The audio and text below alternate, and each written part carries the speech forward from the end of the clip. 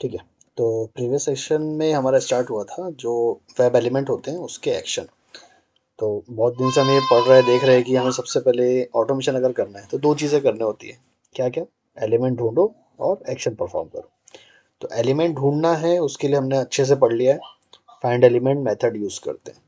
और कैसे ढूंढना है वो लोकेटर से आएगा, है ना। दो चीज़ें, ढूंढना है मतलब फाइंड एलिमेंट से ढूंढो, कैसे ढूंढना है लोकेटर से ढूंढो। ये भी अच्छे से हो गया है हमारा दोनों चीज़ें।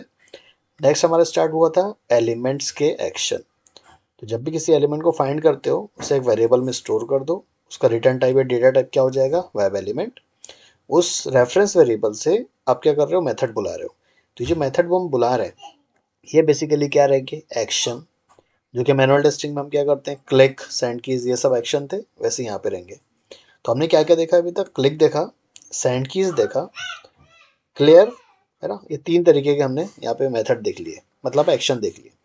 ऐसे ही बहुत से मेथड होते हैं, मैंने नोट्स ऑलरेडी दिया है ना। ये वाला नोट्स आपके पास होगा, ठीक है। ये वाला नोट्स मैंने दे दिया है। बेसिकली इसके अंदर एक्स्ट्रा की चीज़ें थी, तो जो आज का नोट्स रहेगा वो उसमें बहुत सी चीज़ें कवर्ड है ऑलरेडी, वो देख सकते हो उसमें। ठीक है, तो स्टार्ट करते हैं। वेब एलिमेंट, ये भी हम ऑलरेडी समझ चुके हैं। वेब एलिमेंट है क्या? इंटरफेस है, और उसके अंदर के जो एक्शन रहेंगे हम वो बुलाते हैं। तो जो एक्शन है बेसिकली क्या है? मेथड्स रहेंगे। ये हमारा ऑलरेडी हो गया। तो बेसिकली इतने टाइप्स के एक्शन प्रेजेंट है, मतलब और भी एक्शंस हैं लेकिन जो मेनली यूज होते हैं ना वो इतना है, ये वाले। ठीक। क्लिक हमें समझ गया, क्लियर हमें समझ गया।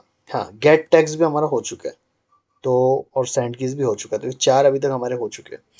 तो हम आज देखेंगे get attribute, CSS value, is displayed, is selected, इनका मतलब क्या है यहाँ पे। अगर मैं किसी भी एलिमेंट को हमने क्या एक्शन किया था last time? Doc search button, okay. ये वाला जो बटन था हमारा, हम इस पे क्या करना चाहते हैं? क्लिक करना चाहते हैं। अगर मैं मैनुअली एक टेस्ट केस बनाऊं, मुझे सर्च का जो बटन है इस पे क्लिक करना है, तो आप आंख बंद करके इस पे तो क्लिक करने जाओगे नहीं। आप पहले ये देखोगे कि ये एलिमेंट वहाँ प्रेजेंट भी है या नहीं, है ना। मैनुअल टेस्टिंग में यही करोगे। हमारा दो मतलब सिनेरियो बनेगा। हम क्या चेक करने वाले हैं? इज इट विजिबल और नॉट। अगर विजिबल है तो वो टेस्ट सिनेरियो पास, अदरवाइज फेल। नेक्स्ट हमारा क्या होगा इसका सिनेरियो? इसके एक्शन, मतलब ये बटन है या फिर एक सर्च है, इस पर क्या क्या एक्शन कर सकते हो वो करो। तो पहला एक वेरिफिकेशन हुआ, हम क्या कर रहे हैं? चेक कर रहे हैं कि वो प्रेजेंट है या नहीं। ये हुआ वेरिफिकेशन। अब हम क्या कर रहे हैं? इसकी फंक्शनैलिटी टेस्ट करना चाहते हैं। तो फंक्शनैलिटी कब टेस्ट होगी? जब आप इस पर एक्शन करोगे। तो एक्शन क्या क्या हो सकते हैं? फर्स्ट क्या होगा? आप इस पर क्लिक करोगे। क्लिक करने के बाद आपको ये फील्ड मिलेगी।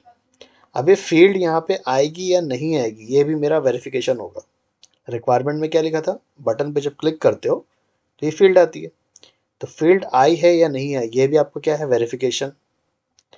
तो वेरिफिकेशन होने के बाद ही हम एक्शन करते हैं, हम डायरेक्टली एक्शन कभी नहीं करते। ये हमारा रूल है मैनुअल टेस्ट केस का। सेम चीज़ हम अप्लाई करते हैं ऑटोमेशन के अंदर। जब भी आप किसी भी एलिमेंट के ऊपर एक्शन करने जाओगे तो आपको सबसे पहले क्या करना है? चेक करना है वो है या नहीं, मतलब वेरीफाई करना है। तो हम वेरीफाई कैसे कर सकते हैं? हमारा जो कोड है, हम डायरेक्टली एक्शन किए थे, click then send keys, clear, send keys, ऐसे नहीं करते। सबसे पहले हम क्या करते हैं? इसको वेरीफाई। तो वेरीफाई करने के लिए क्या क्या स्टेप लगेंगे वो देखते हैं। इसको पहले कॉपी पेस्ट, ठीक है। सेम ही टेस्ट केस रहेगा हमारा। इसमें चेंजेस क्या रहेंगे बस वो देखो। एक्शन से पहले हमें चेक करना है उसका वेरिफिकेशन, ठीक। हम वेरीफाई करेंगे वो प्रेजेंट है या नहीं। तो किसी भी एलिमेंट को सबसे पहले तो हम ढूंढोगे, ये इससे हमने ढूंढ लिया। एक्शन करने से पहले सिंपली आपको एक चीज़ करना है, सर्च बटन, ये जो इसका एलिमेंट था, डॉट इज डिस्प्लेड, ठीक है। आपको क्या करना है? Is displayed. ये मेथड क्या करेगा? जैसे यहाँ पे लिखा हुआ इज डिस्प्लेड, एक क्वेश्चन जैसा पूछ रहा है, तो वो चेक करता है वो एलिमेंट यहाँ प्रेजेंट है या नहीं। अगर वो एलिमेंट प्रेजेंट है तो वो रिटर्न करता है यस। मेथड के बारे में हमें पता है, और मेथड रिटर्न भी करते हैं वैल्यूज़। तो ये सब भी क्या कर रहे हैं? रिटर्न कर रहे हैं। तो ये मेथड क्या चेक करता है? यानी कि इसको बोल सकते हैं एक एक्शन है इज डिस्प्लेड। ये चेक करता है ये पर्टिकुलर एलिमेंट वहाँ प्रेजेंट है या नहीं। तो अगर वो प्रेजेंट होगा तो रिटर्न करेगा यस, है ना। तो हम ऐसे एक वेरिएबल बनाते हैं इज विजिबल। इसका रिटर्न टाइप या डेटा टाइप क्या हो सकता है, मैंने भी बताया ना। इज डिस्प्लेड ये रिटर्न करेगा यस अगर एलिमेंट सॉरी ट्रू, अगर वो एलिमेंट प्रेजेंट है तो। ये रिटर्न करेगा फॉल्स, है ना। ये रिटर्न करेगा फॉल्स अगर वो एलिमेंट नहीं है, तो इसका रिटर्न टाइप हो जाएगा बूलियन। आ गया बूलियन, है ना। तो ये मेथड या एक्शन सिर्फ चेक करने के लिए होता है वो एलिमेंट वहां प्रेजेंट है या नहीं। देन हम क्या करते हैं, इफ कंडीशन लगाते हैं। अगर एलिमेंट ट्रू है मतलब प्रेजेंट है तो इफ का ब्लॉक चले, अदरवाइज एल्स का ब्लॉक चले। तो अगर एलिमेंट प्रेजेंट है तभी हम क्या करेंगे, एक्शन करेंगे, अदरवाइज नहीं करेंगे। ये मैं ऐसा इसलिए बोल रहा हूँ, अज्यूम करो एलिमेंट वहाँ प्रेजेंट ही नहीं है, आप डायरेक्ट एक्शन करने जाओगे तो आपको वो क्या दे देगा, नो सच एलिमेंट एक्सेप्शन, है ना। आएगा नो सच एलिमेंट एक्सेप्शन। ठीक है, क्या क्या हो रही चीज़ें पहले देखते हैं। ये एलिमेंट ढूंढ के ला रहा है, ढूंढने के बाद हम चेक कर रहे हैं वो एलिमेंट विजिबल है या नहीं। अगर विजिबल है तब हम एक्शन करेंगे, अदरवाइज नहीं करेंगे, है ना। अगर वो एलिमेंट वहाँ प्रेजेंट नहीं है, देखो प्रेजेंट ना दो चीज़ों से होता है, एलिमेंट होता भी है वेबसाइट पे और नहीं भी होता, इसको हम बोलते हैं हिडन।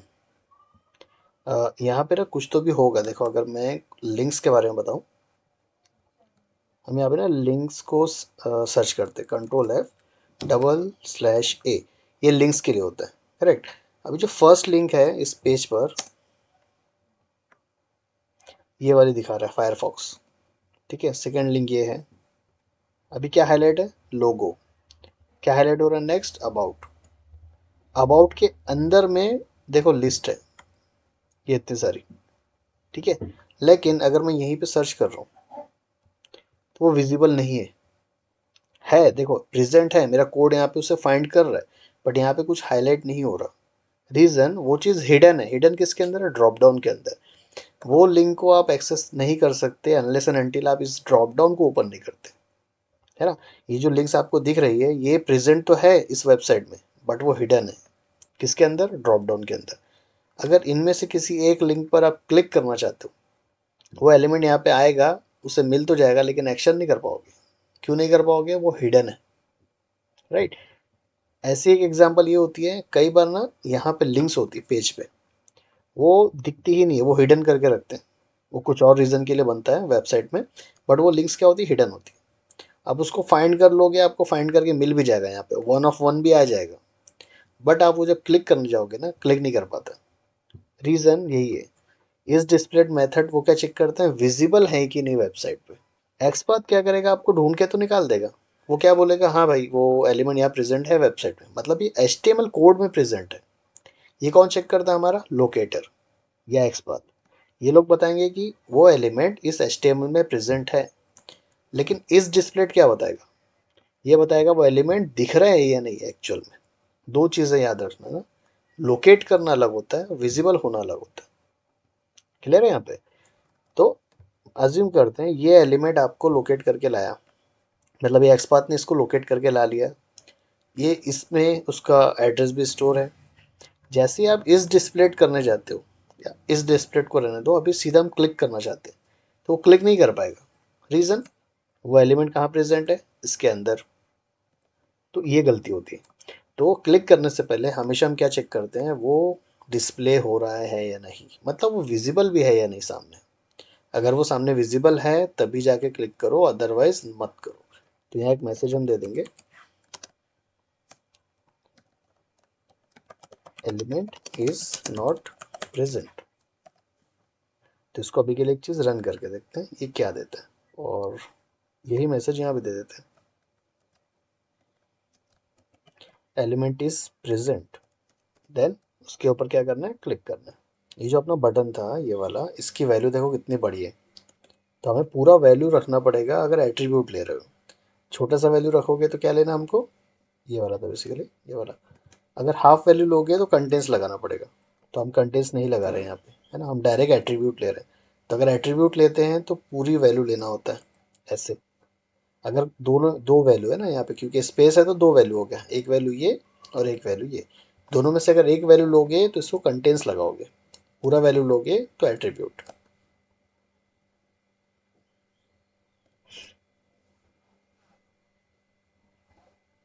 ठीक है, अब चल जाना चाहिए। अब कर दिया क्लिक उसने, ठीक है, क्लिक भी कर दिया, टाइप भी कर दिया उसने। तो ये हमारा एक्सपाथ था। और इसने बोला एलिमेंट इज प्रेजेंट। तो ये एलिमेंट इज प्रेजेंट क्यों आया? हमने लगा के रखा था यहाँ पे इज डिस्प्लेड। डिस्प्लेड की वैल्यू क्या थी? ट्रू। इफ में पास किया ट्रू, अगर ट्रू है तो ये एक्शन करेगा, एल्स ये नहीं करेगा। यही चीज़ को हम क्या करते हैं, ये अबाउट वाले पे ना करके देखते हैं। हम किसी एक का यहाँ पे एक्सपर्ट बनाते हैं, जैसे अबाउट से ले लें, जो कि अंदर रहेगा। ठीक है, इसका बनाएंगे ए क्लास। ठीक है, एक्सपाथ की बहुत ज़्यादा प्रैक्टिस लगेगी, इसको करते रहो आराम से। ड्रॉप डाउन आइटम, यहाँ पे क्या करेंगे ना, दो वैल्यू को लेते हैं, एक एट्रीब्यूट लेते हैं और एक टेक्स्ट ले लेते हैं। ये हमारा ऐसे आएगा एंड। अगर हमें दो वैल्यूज़ या फिर दो एट्रीब्यूट या फिर दो टेक्स्ट को लेना है, हम ऐसे ले सकते हैं। और टेक्स्ट के लिए क्या यूज़ करते हैं? Text function. इसमें आएगा अबाउट सिलेनियम। डन। आगे मेरा 1 of 1। तो देखो यहाँ पे एक्सपाथ ने लोकेट करके ला लिया, लेकिन मैं यहाँ पे इसे क्लोज कर देता हूँ। अब इसे फाइंड कर रहा हूँ, अब भी ये 1 of 1 आ रहा है, लेकिन मेरे स्क्रीन पे वो विजिबल है क्या? नहीं है। तो इसको देखना, जब डिस्प्ले से चेक करेंगे ना तब क्या होता है। तो driver dot find element by dot XPath, XPath आएगा यहाँ और ये वेरिएबल पे सेव होगा अबाउट सिलेनियम, और इसका डेटा टाइप वेब एलिमेंट। ठीक है, अब इससे हम पास कर देते हैं यहाँ पे। तो हम पहले क्या चेक करेंगे, अबाउट सिलेनियम ये विजिबल है या नहीं। अगर विजिबल है तो ये एलिमेंट को प्रेजेंट बताए और क्लिक करे। तो यहाँ पे भी चेंज कर देते हैं क्लिक, तो इसको कमेंट। इतना समझा अभी क्या कर रहे हैं, हम एक एलिमेंट को फाइंड किए हैं, कैसे एक्सपाथ से, वन एट्रीब्यूट वन टेक्स्ट, तो दो अलग अलग वैल्यूज़ को लेके हमने फाइंड किया। इसके बाद हम चेक कर रहे हैं कि ये डिस्प्ले है या नहीं, मतलब स्क्रीन पर विजिबल है या नहीं। अगर विजिबल है तो ये ट्रू लाएगा, अदरवाइज फॉल्स लाएगा। तो देखना दोनों में से क्या आता है फिर।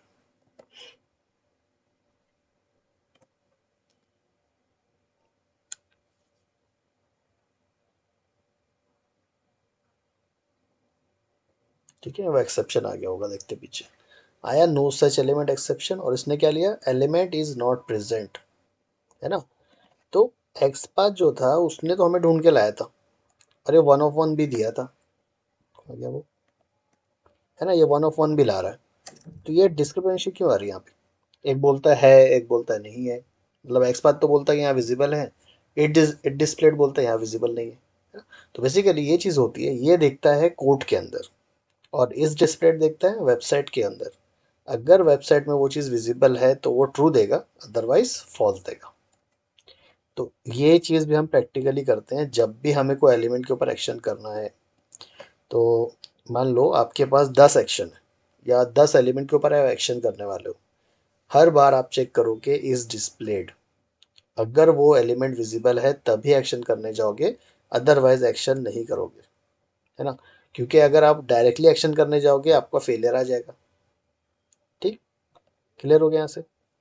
एक्सेप्शन कैसे आया और कहाँ आया वो देखने के लिए देखो, ये आया है इस वाली लाइन में, ये पैक 1 हमारा पैकेज, डे 6 ये प्रोग्राम, और मेन जो है मेथड।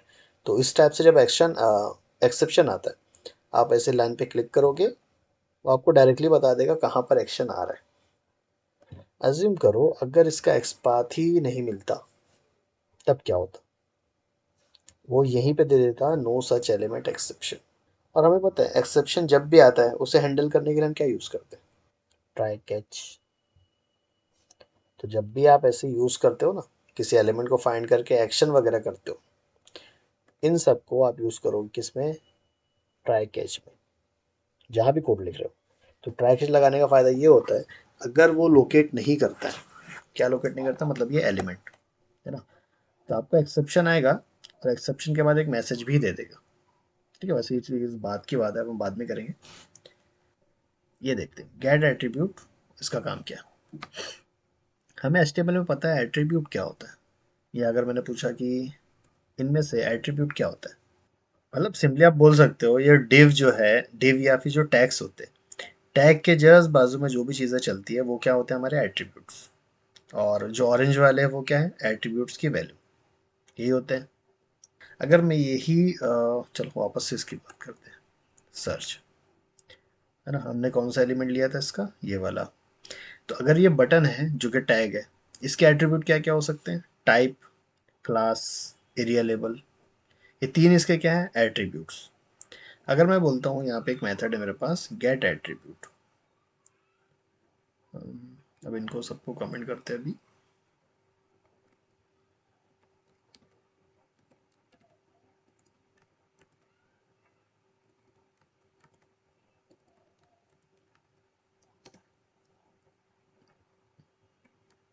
ठीक है, गेट एट्रीब्यूट, ये मेथड हम यूज कर रहे हैं। तो गेट एट्रीब्यूट मेथड क्या करता है? अगर यहाँ पे आपने जो एट्रीब्यूट देखा है, किसी भी एट्रीब्यूट का नाम यहाँ पे आप लिख दोगे। जैसे अगर मैंने लिया इसका एट्रीब्यूट लेते हैं टाइप। अगर मैं एट्रीब्यूट यहाँ पे टाइप लेता हूँ तो ये क्या करेगा? उस एट्रीब्यूट की वैल्यू आपको ला के देगा। अगर मैंने लिया यहाँ पे क्लास, तो क्लास की जो वैल्यू वो ला के देगा। यहाँ पे आईडी है, आईडी अगर मैंने वहाँ लिखा तो उसकी वैल्यू ला के देगा। तो एट्रीब्यूट जितने भी होते हैं, आप जो भी एट्रीब्यूट का नाम लिखोगे वो एट्रीब्यूट की वैल्यू यहाँ पे ला के देगा। एट्रीब्यूट वैल्यू, अभी वैल्यू लाएगा तो स्ट्रिंग में रहेगा, करेक्ट? तो इसको हम अगर डेटा टाइप बनाते हैं तो वो हो जाएगा आपका स्ट्रिंग, है ना। इसको हम कर देते हैं print, attribute value of type. ठीक है, तो एट्रीब्यूट की जो वैल्यू है टाइप की वो आपकी यहाँ पे आ जाएगी। वैसे ये इतना इम्पोर्टेंट है नहीं ये। अगर मैंने यहाँ पे लिया है सिर्फ गेट एट्रीब्यूट, तो जो भी एट्रीब्यूट का नाम आप दोगे वो एट्रीब्यूट की वैल्यू आपको ला के देगा, इसके अलावा और कुछ करता नहीं है। ठीक है, ये भी चीज़ है, अगर एट्रीब्यूट वहाँ प्रेजेंट होना भी ज़रूरी है। अगर एट्रीब्यूट नहीं है, अगर मैं ऐसे लेता हूँ, ये एट्रीब्यूट वहाँ प्रेजेंट नहीं है, राइट? ठीक है, अच्छा इसने दिया नल। तो जो एट्रीब्यूट फैच करके ला रहा है तो वो बेसिकली क्या लाता है? स्ट्रिंग में लेके आ रहा है ना। और स्ट्रिंग की डिफ़ॉल्ट वैल्यू क्या रहती है? नल, मतलब वो कुछ नहीं है। तो अगर आप ऐसा एट्रीब्यूट देते हो जो कि वहाँ प्रेजेंट ही नहीं है, तो उसकी वैल्यू क्या रहेगी? कुछ नहीं, मतलब नल। अब देखते हैं टाइप की वैल्यू आना चाहिए। हम्म,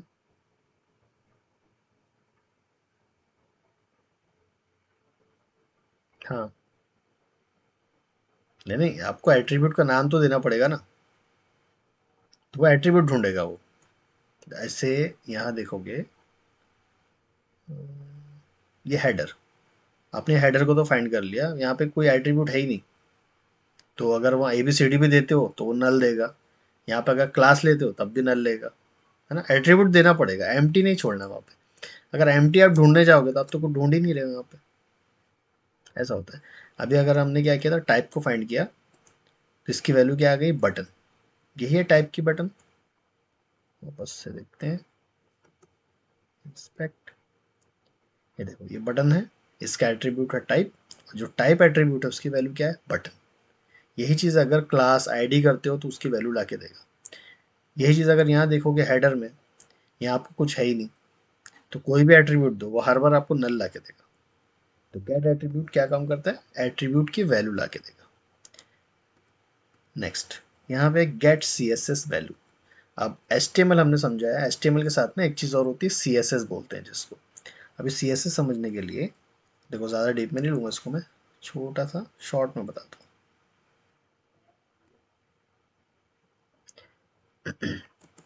सबसे पहले ये इसको इंस्पेक्ट कर लो, ये आपका आ गया। ऊपर वाला जो पार्ट है ये है H T M L part, और नीचे वाला जो आपका पार्ट दिख रहा है ये है सी एस एस, जो स्टाइल शीट होती है। जो H T M L developers होते हैं ना, अगर उसने क्या किया, सिर्फ H T M L code लिखा है, तो आपका कोड जो दिखेगा वेबसाइट में सिर्फ एक सिंपल टेक्स्ट के फॉर्म में दिखेगा।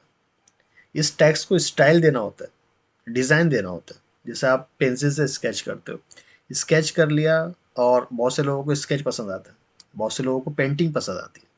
तो जब पेंटिंग करते हैं तो पहले क्या करते हैं? एक रफ में वर्क बना लेते हैं, पूरा डिज़ाइन बना लेते हैं। उसके बाद उसको क्या करते हैं? डिज़ाइन देंगे, कलरिंग करते हैं। तो HTML में ये समझो, HTML जो है कोड ऊपर वाला वो सिर्फ स्केच है। इसको आपको अगर कलरफुल बनाना है, उसको डिजाइन देना है, उसके लिए यूज होती है स्टाइल, CSS जिसको बोलते हैं। ठीक है, स्टाइल शीट। तो उसके लिए शीट होती है, ये स्टाइल जो होती है ना नीचे रहती है ये वाली। मतलब हर एक एलिमेंट के साथ कुछ ना कुछ स्टाइल वहाँ पे प्रेजेंट है। अब स्टाइल क्या हो सकता है, उसका फॉन्ट हो सकता है, फॉन्ट साइज, कलर्स हो सकते हैं उसके। जैसे अगर इसकी बात करें लिंक्स की, ठीक है, जो लिंक्स होती है ना बाय डिफॉल्ट होती है ब्लू कलर में। अब यहाँ ग्रीन क्यों आ रहा, क्योंकि स्टाइल वहाँ पे ये लोगों ने दिया होगा ग्रीन कलर नीचे में कहीं तो भी, इसलिए वो ग्रीन कलर आ रहा है। ऐसे ही और कुछ लिया, जैसे ये ब्लू कलर का बैकग्राउंड यहाँ पे दिख रहा होगा आपको, तो ये HTML से कलर नहीं आता, ये CSS से आपको देना पड़ता है। ठीक है, ये सब चीज़ें यहाँ पे दिख रहा है ब्लू कलर से, यहाँ पे जूम करो, ये देखो कलर्स दिख रहे हैं। अगर एक कलर को मैं ऐसे कर देता हूँ, ठीक है, अच्छा कुछ और ही कलर चेंज हो रहा है, लोगो कलर, टेक्स्ट कलर, ठीक है होगा, छोड़ो उसको। बस ये समझो, ये जो कलर यहाँ पे दिख रहा है आपको, ये सब इतने सारे, ये इनको ही करने के लिए होते हैं। ये कलर अगर यहाँ ना दिया जाए, इसको हटा दिए सब जगह से, ऐसे अगर मैं इनको हटा देता हूँ, तो इसकी स्टाइल जो है ना, स्टाइल ही हट जाएगी। आपको सिर्फ एक बेसिक स्ट्रक्चर दिखेगा, ब्लैक कलर का फॉन्ट, और कुछ भी नहीं। तो HTML के लिए दो चीज़ें होती है, ऊपर HTML और नीचे CSS। तो हमें CSS से बिल्कुल कुछ काम नहीं है, उसको छोड़ दो। ये CSS कभी कभी काम आता है, हमें चेक करना होता है कि वो CS वहाँ प्रेजेंट है या नहीं। बेसिकली कब यूज़ होता है, अगर आपको कभी ऑटोमेशन से बोला जाए ये बैकग्राउंड कलर ब्लू है या नहीं, कैसे चेक करोगे? आप क्या करोगे, CSS वैल्यू उठाओगे यहाँ से। ये जो कलर है ना, बैकग्राउंड कलर वगैरह दिख रहा है, आप ये कलर यहाँ से उठाओगे। अभी कलर को फिर मैच करोगे, वही कलर वहाँ प्रेजेंट है या नहीं। तो वैसे भी ये वेरिफिकेशन वाले पार्ट ऑटोमेशन से नहीं किए जाते। ऑटोमेशन से हम क्या करते हैं, सिर्फ फंक्शनैलिटी टेस्ट। तो ये इतना इंपॉर्टेंट है नहीं CSS value. Get CSS value. अब CSS वैल्यू जैसे यहाँ पे किया था ना गेट एट्रीब्यूट, उसमें एक एट्रीब्यूट की वैल्यू नाम दिया था, तो वैसे CSS वैल्यू का आपको देना पड़ेगा नाम। तो अगर मैं यहाँ से किसी भी पहली बात तो एलिमेंट कौन सा, अपना सर्च बटन, उसी को निकालना पड़ेगा। यहाँ एलिमेंट, ठीक है, इस एलिमेंट पे आप क्लिक करो। जब इस एलिमेंट पे आप क्लिक करोगे तो उसके रिलेटेड जो भी CSS लगी होगी वो यहाँ पे दिख रही है आपको नीचे में। ठीक है, किससे रिलेटेड है, सिर्फ यही वाले से। ऊपर वाले से करूँगा तो CSS चेंज, इस पर क्लिक किया तो CSS चेंज। तो जो हमें एलिमेंट चाहिए उसी की CSS यहाँ देखना है। अब यहाँ से जो भी CSS जो ब्लू कलर से दिख रही है, ये वहाँ अगर रखते हो, उसका CSS की वैल्यू यहाँ पे आपको मिल जाएगी, है ना। तो कोई भी अभी ले लेते हैं कैसी, ये लेते हैं अलाइन आइटम्स, इसकी वैल्यू आएगी सेंटर।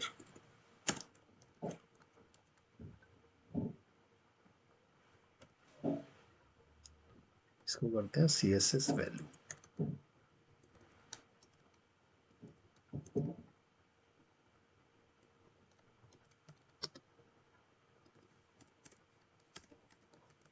Then run.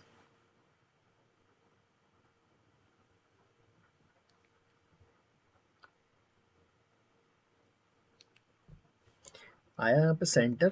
तो ये सेंटर कहाँ से आया, हमने यहाँ पे लिया था एक अलाइन, अलाइन आइटम। तो ये अलाइन आइटम प्रेजेंट कहाँ है, बेसिकली ये प्रेजेंट है CSS के अंदर। जो ब्लू कलर से CSS आपको दिख रही है, अभी जब भी CSS वहाँ दोगे उसकी वैल्यू ला के देगा। ये सेम ऐसे ही काम करता है एट्रीब्यूट के जैसा। अब एट्रीब्यूट दोगे तो एट्रीब्यूट की वैल्यू ला के देगा। ठीक है, इतना इंपॉर्टेंट नहीं रहता, बट ये जब आप कॉम्प्लेक्स सिनेरियोज यूज़ करोगे ना ऑटोमेशन में, तब यूज़ होगा कि ये कैसे करते हैं। इसके बारे में देखते हैं, इज सिलेक्टेड और इज इनेबल्ड।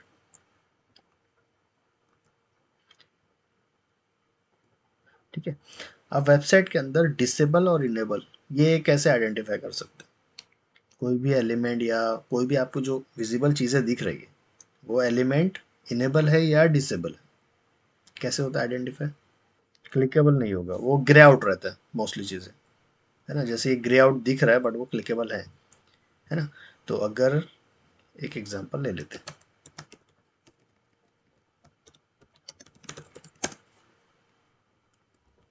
ठीक है, डिसेबल एट्रीब्यूट,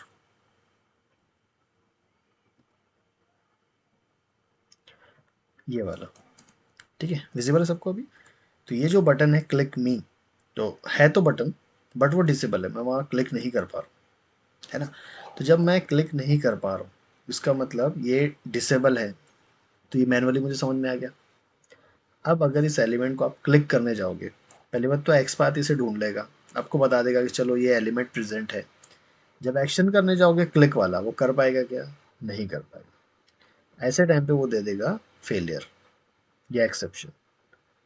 एलिमेंट तो प्रेजेंट है बट वो क्लिक नहीं कर पा रहा है, ये फालतू का फेलियर हुआ हमारा। क्लिक करने से पहले हम क्या चेक करते हैं? एलिमेंट प्रेजेंट है या नहीं। तो इज डिस्प्लेड हमने लगा दिया था, ठीक है, इज कहा गया, इज डिस्प्लेड ये वाला, ये लगा दिया हमने चेक करने के लिए।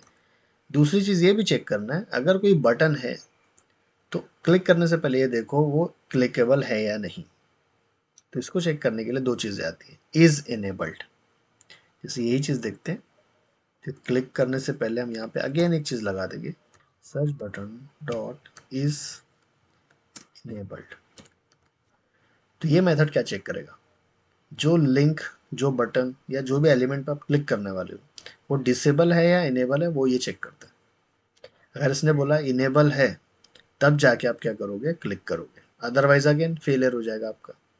तो किसी भी एलिमेंट पे जब क्लिक करना होता है ना, या इंटरेक्शन करना होता है एलिमेंट से, दो चीज़ें चेक करनी है। इज डिस्प्लेड ये चेक करो, विजिबल है या नहीं। देन चेक करो इनेबल है या नहीं। समझ गया? दो चीज़ें लगेगी लगेगी हर बार। ऐसा नहीं है कि मैंने चेक कर लिया चलो विजिबल है, हाँ उसने तो दे देगा ट्रू, एलिमेंट इज विजिबल। जैसे आप क्लिक करने जा रहे हो, क्लिक नहीं हो रहा है क्योंकि वो डिसेबल है। तो ठीक है, तो सेम वही चीज़ है जो मैनुअल टेस्टिंग में फॉलो करते हो। विजिबल है या नहीं ये चेक करते हो, इनेबल या डिसेबल है या नहीं ये चेक करते हो, तभी जाके एक्शन करते हो। सेम प्रोसेस ऑटोमेशन में भी है, displayed, then enabled, then action. तो इसको भी आप क्या कर सकते हो? एक वेरिएबल में स्टोर करके इफ एल्स लगा सकते हो यहाँ पे भी, तो आपको नेस्टेड इफ बन जाएगा, इज इनेबल्ड हो जाएगा बूलियन, अगेन आप यहाँ लगा दोगे इफ एल्स कंडीशन। तो दो वेरिफिकेशन आपके यहीं पे हो गए।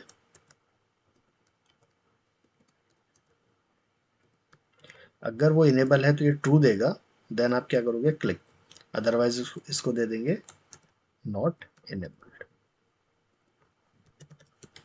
है ना। तो हम लोग ये प्रैक्टिकली ये दो चीज़ें करते ही करते हैं, पहले चेक करो विजिबल है या नहीं, देन चेक करो इनेबल है कि नहीं। अभी मैंने अलग अलग एक ही में लिखा है, नेस्टेड बना दिया। आप चाहो तो इसको अलग अलग बना सकते हो। अलग अलग कैसा? सिर्फ आप इतना इतना पार्ट रखो, देन उसी को सेम अलग कर दो, ये भी कर सकते हो, ये आपके ऊपर है ना। अगर आपको लगता है कि चलो अलग अलग दिखाना है, मतलब सेपरेट चीज़ें दिखना चाहिए मुझे, तो आप ऐसे अलग अलग करो, या नेस्टेड में करना है तब भी करो, दोनों एक्शन वही करने वाले हैं। सिर्फ इतना पार्ट क्या करने वाला है? एलिमेंट है या नहीं वो चेक करेगा, देन ये क्या करेगा? एलिमेंट इनेबल है या नहीं, देन वो क्या करेगा? एक्शन करेगा। नेक्स्ट, यहाँ पे इज सिलेक्टेड। अब कोई एलिमेंट सिलेक्ट है या नहीं ये कैसे बोल सकते हो? जैसे चेक बॉक्स होते हैं, चेक बॉक्स सबको पता है क्या करता है वो, है ना। चेक बॉक्स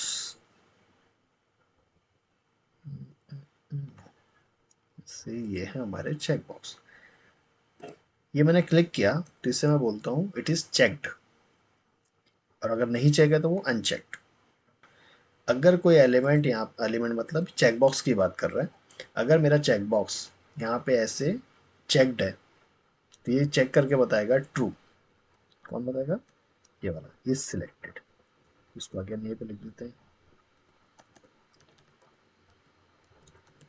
मैं समझाने के लिए एक ही एलिमेंट ले रहा हूँ, ये मत बोलना कि ये सर्च बटन पे तो चेक बॉक्स कहाँ से आ गया। Is selected. ऐसे किसी फॉर्म में आप ये चेक करना चाहते हो, जैसे जेंडर होता है, उसमें भी रेडियो बटन्स होते हैं, और साथ में चेक बॉक्स के लिए अलग अलग फील्ड होती है, जैसे अपनी वेबसाइट ही लेते हैं। यहाँ पे एक फॉर्म है होम पेज पर, ठीक है। अब यही चीज़ को वेरीफाई करना है, ये चार चेक बॉक्स ऑटोमेटिक सिलेक्टेड नहीं होने चाहिए, है ना, ये मेरे रिक्वायरमेंट है। अगर आप क्या करते हो, इसको चेक करते हो इज सिलेक्टेड, तो ये सिलेक्टेड नहीं है, ये दे देगा क्या आपको? फॉल्स, है ना, ये वाला। यही अगर चीज़ क्या होती, ऑलरेडी सिलेक्टेड होती तो ये आपको दे देता ट्रू। इसके बेस पे हम क्या बना सकते हैं, वेरीफाई कर सकते हैं कि मेरा चेक बॉक्स सिलेक्टेड है या नहीं। तो यहाँ आएगा इज सिलेक्टेड, अगेन इसका डेटा टाइप वेब एलिमेंट, फिर लगेगा आपका इफ एल्स। अभी सिलेक्टेड फॉल्स लेके आता है, ट्रू लेके आता है, उसके अकॉर्डिंग आप इफ एल्स चला सकते हो। तो अगर मेरा सिनेरियो था ये वाला, चेक नहीं होना चाहिए, तो मतलब मुझे फॉल्स वैल्यू आना चाहिए। अगर यहाँ पे फॉल्स वैल्यू आती है तो इसमें नहीं जाना चाहिए, ठीक है। या फिर इसको जाना चाहिए तो निगेशन उल्टा कर सकते हो ऐसे, जो भी अगर वो वैल्यू लाएगा उसको उल्टा। अगर चेक बॉक्स सिलेक्टेड है, ये लाएगा ट्रू, और ट्रू का उल्टा क्या होता है, फॉल्स, तो यहाँ नहीं आएगा, ये आ जाएगा इधर एल्स में।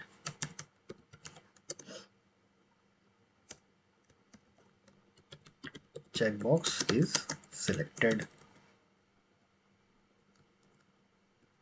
यही चीज अगर ये लेके आएगा फॉल्स, तो फॉल्स का उल्टा क्या होता है, ट्रू, तो यहाँ पे आ जाएगा check box is not selected. अभी कंफ्यूज नहीं होना, यहाँ नॉट इसमें क्यों नहीं लिखा, क्योंकि मेरा सिनेरियो क्या है, ये सिलेक्ट नहीं होना चाहिए। अगर ये सिलेक्ट नहीं है तभी मैं बोल सकता हूँ इट इज़ नॉट सिलेक्टेड, जो कि मेरा एक्सपेक्टेड रिजल्ट है। अगर ये सिलेक्टेड रहेगा तो ये रॉन्ग है, ये नहीं होना चाहिए। क्लियर हो गया। तो इस तरीके से हम ना अपने एक्शन को यूज़ कर सकते हैं। इसमें से बचता है एक सबमिट सिर्फ। अब ये है एलिमेंट डॉट सबमिट। हम कोई भी बटन पे क्लिक करते हैं, हमारा काम क्या है, कोई भी बटन आ गया उस पर क्लिक कर दो। अब यही फॉर्म की बात करते हैं, ये वाला है। इस पे मैनुअली हम क्या करने वाले हैं, क्लिक। ऑटोमेशन से हम क्या करेंगे, डॉट क्लिक, यही करेंगे ना। हम पहले क्या करेंगे, इस एलिमेंट को लोकेट कर लेंगे, ठीक। जब लोकेट करने के बाद, ठीक है, अब इसका क्या क्या यूज़ कर सकते हो, बटन का इसका टाइप आप यूज़ कर सकते हो। देखो यहाँ पे नेम भी प्रेजेंट है, हमने देखा है ना जब लोकेटर यूज़ कर रहे थे। आईडी यूज़ कर सकते हो, क्लास, इसका नेम, ये सब यूज़ कर सकते हो रहा है। यहाँ पे एक चीज़ ये देखना, इसका टाइप क्या है, सबमिट। जब किसी भी बटन का टाइप सबमिट होता है तो आप इसके ऊपर डॉट क्लिक भी, देखो डॉट क्लिक तो हर बटन पे कर सकते हो, लेकिन उस बटन का अगर टाइप सबमिट दिखा, इसका मतलब आप एलिमेंट को डॉट सबमिट भी कर सकते हो। क्या क्या कर सकते हैं, हर एक बटन, हर एक लिंक, उसके ऊपर आप क्या कर सकते हो, डॉट क्लिक। ये प्रैक्टिकल आप मैनुअली में कर चुके हो। जब भी कोई लिंक या बटन आता है आप क्या करते हो, सिंपली उस पर क्लिक कर देते हो, माउस क्लिक। लेकिन ये भी एक बटन है, इस पर डॉट क्लिक तो आप कर ही सकते हो, नो डाउट।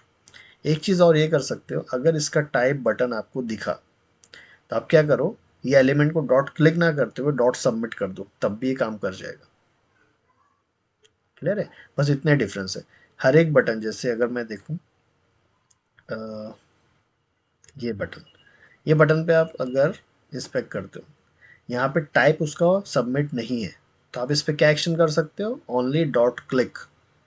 ये लिंक्स, इसके ऊपर आप क्या कर सकते हो, डॉट क्लिक। ये लोगो, इस पे क्या कर सकते हो, डॉट क्लिक।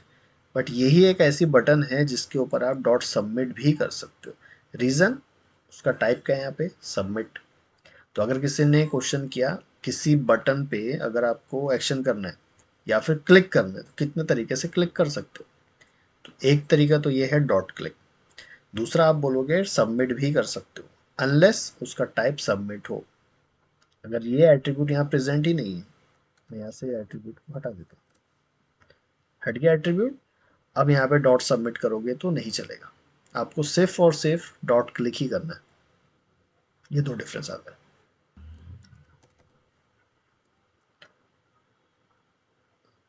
इसी पे लेते हैं।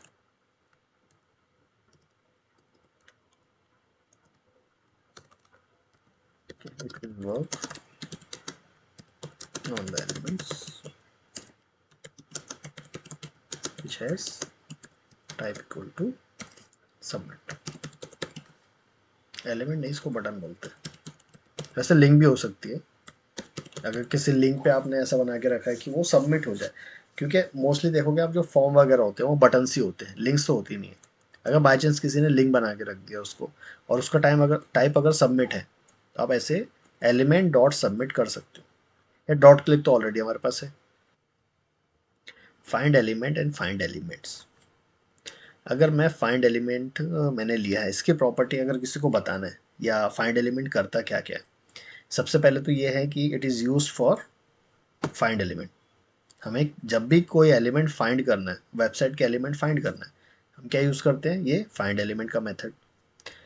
दूसरी चीज़ ये करता है, जब आपने इसको दिया है कि कैसे फाइंड करना है, कैसे मतलब लोकेटर, बाय लोकेटर। ये बाय लोकेटर कोई भी हो सकता है, by X path, by ID, by name, by class, कुछ भी हो सकता है। एक एलिमेंट आप फाइंड कर रहे हो बाय यूजिंग एक्स पाथ या बाय यूजिंग एनी लोकेटर, ठीक है। तो ये क्या करेगा, आपने यहाँ पे अगर दिया है कोई भी लोकेटर, ये फाइंड एलिमेंट जाएगा और सबसे पहला जो भी एलिमेंट इसके मैचिंग मिलेगा उसको लेके आ जाएगा। ये नहीं देखता कि कितने एलिमेंट वहाँ है, वो बस ये देखेगा ये वाले एक्स पाथ से या इस वाले लोकेटर से जो भी फर्स्ट मैचिंग एलिमेंट मिलता है वो लेके आ जाता है। ये हमारा ड्रॉबैक था, हमने देखा अगर मेरा एक्स पाथ है जो ये वाला,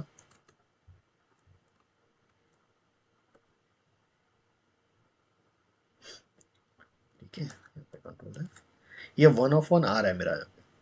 अगर ये 1 ऑफ 1 नहीं आता है, 1 ऑफ 5 आ जाता है या 1 ऑफ 2 आ जाता है, तब वो क्या करेगा, फाइंड एलिमेंट जो पहला वाला है उसी को फाइंड करके ला लेगा। बट जो दूसरा एलिमेंट मुझे चाहिए वो कभी फाइंड ही नहीं कर पाएगा, है ना, ये इशू आ जाता है।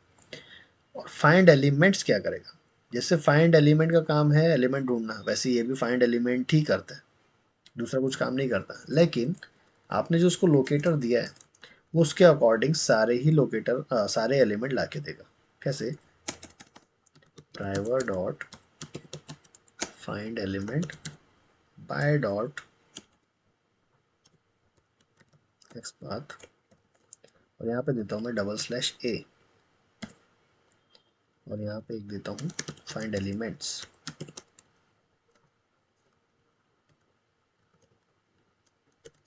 Bye dot x path. दोनों में भी हम क्या करना चाहते हैं, लिंक्स को फाइंड करना चाहते हैं।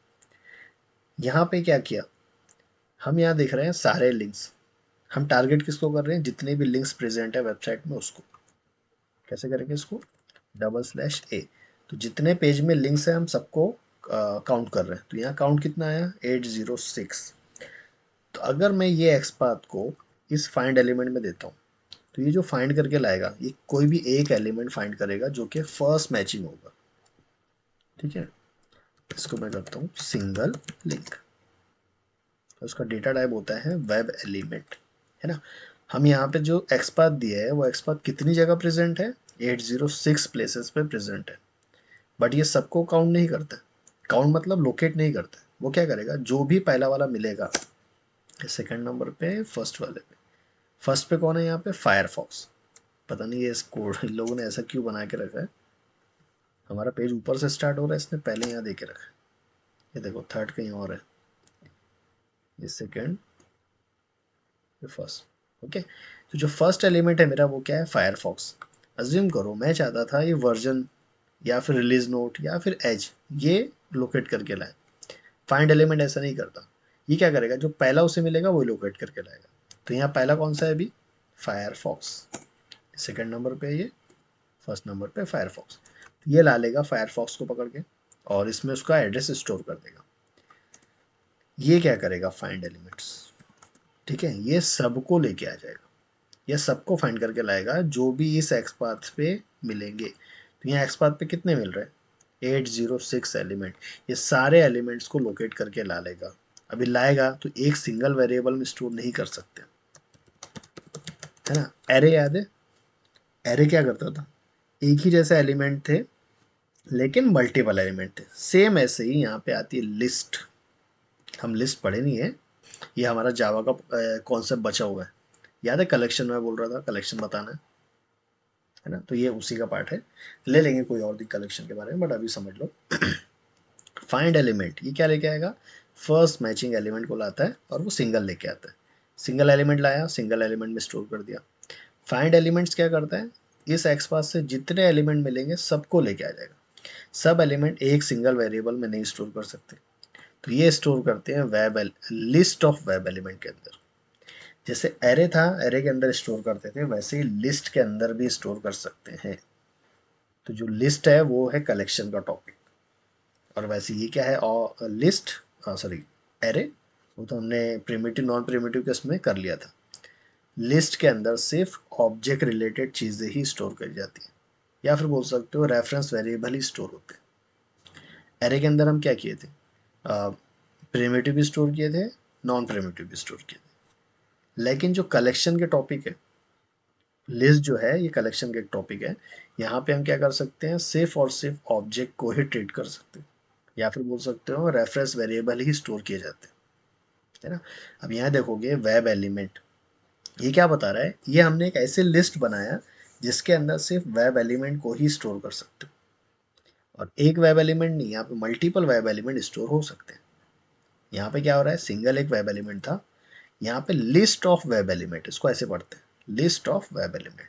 अगर यहाँ पे मैं ऐसे कर दूँ, जैसे हमारा क्लास क्या है, डे 6, तो अगर मैं डे 6 ऐसे कर देता हूँ, ऐसे, तो ये क्या बन गया, लिस्ट ऑफ डे 6। इसका मतलब डे 6 का जब भी आप ऑब्जेक्ट बना रहे हो, वो कहाँ स्टोर कर सकते हो, इस लिस्ट के अंदर स्टोर कर सकते हो।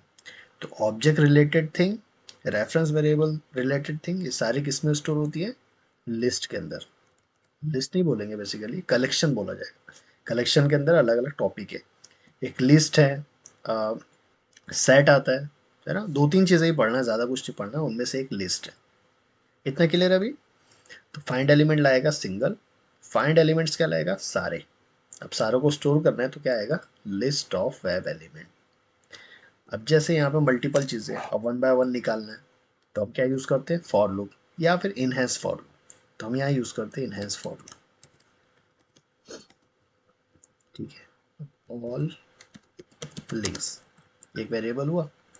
अगर मैं लिस्ट में से एक वेरिएबल निकालता, एक वैल्यू निकालता हूँ, तो वो क्या रहेगी, स्ट्रिंग रहेगी, इंट रहेगी, ये क्या रहेगी।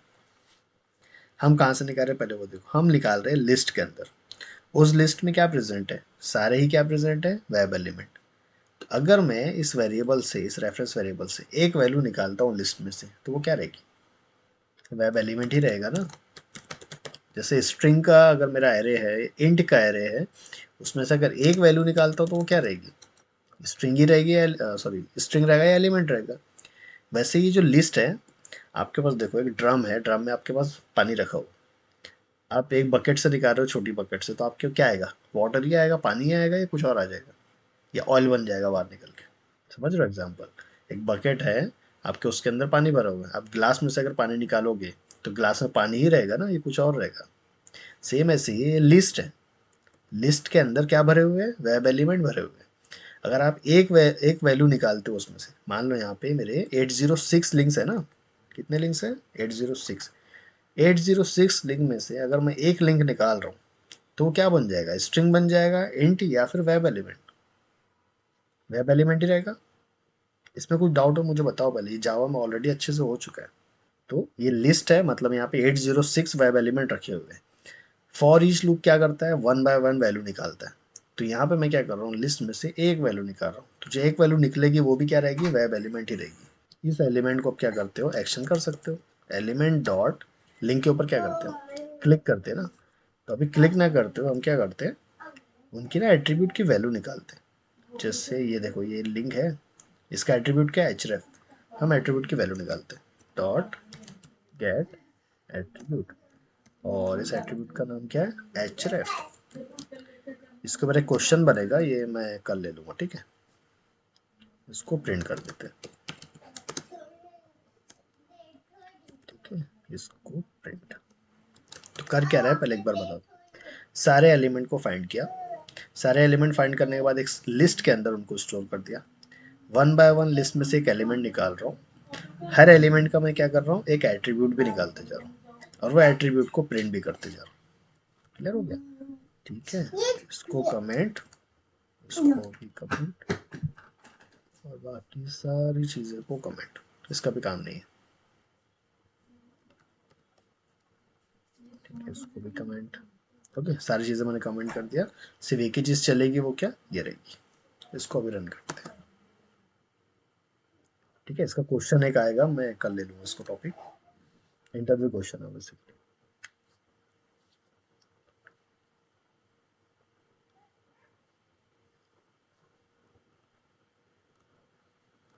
ठीक है, टाइम ले रहा है, देखो क्या कर रहा है। 806 जो लिंक्स है सबका एचरेफ उठा के लाया, क्लोज कर दिया। सबका उसने देखो क्या किया, एचरेफ उठा के ला लिया। दिख रहा है। और ये एचरेफ कहाँ पे, कहाँ पे, अच्छा ये नल। नल अभी हमने बताया ना, एट्रीब्यूट जब गेट कर रहे हैं उसमें वो होता नहीं है तो वो क्या देते हैं, नल। है ना, ये कहाँ देखे थे हमने, यहाँ पे देखे थे। अगर मैं गेट एट्रीब्यूट करता हूँ और वो एट्रीब्यूट अगर वहाँ प्रेजेंट है ही नहीं तो वो दे देगा नल। तो अपने वेबसाइट में ऐसी कोई लिंक्स होगी, अब देखो ये कौन से नंबर पे है पता नहीं, बट आप देखोगे तो अगर वहाँ पे प्रेजेंट है ही नहीं वैल्यू, इस वाले एंकर टैग में एचरेफ प्रेजेंट ही नहीं, तो वो क्या किया, एचरेफ को ढूंढने आया और एचरेफ जब मिलता ही नहीं है वो क्या देता है फिर, नल वैल्यू।